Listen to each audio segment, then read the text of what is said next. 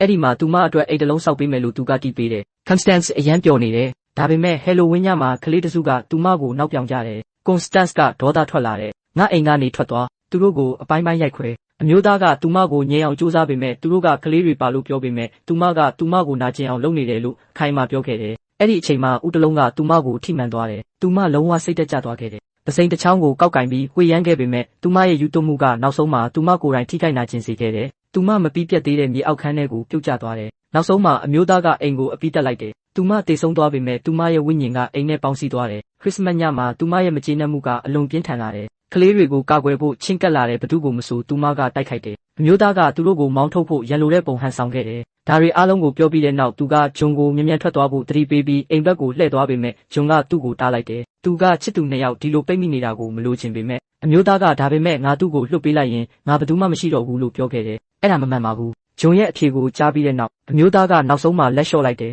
နောက်ဆုံးမှာတော့သူကအိမ်ကိုဖျက်ဆီးပြီးဝိညာဉ်ကိုလွတ်မြောက်စေခဲ့တယ်အမျိုးသားကအပြက်စီးတွေရှေ့မှာအချိန်တော်ကြာရက်နေခဲ့တယ်အဲ့ဒါကအဆုံးသတ်မဟုတ်ပေမဲ့သူ့ရဲ့နောက်ဆုံးနှုတ်ဆက်ခြင်းပါတခါတရံမှာအကြောက်ဆုံးအရာကဘလူးတွေမဟုတ်ပဲဆွဲလန်းမှုပါ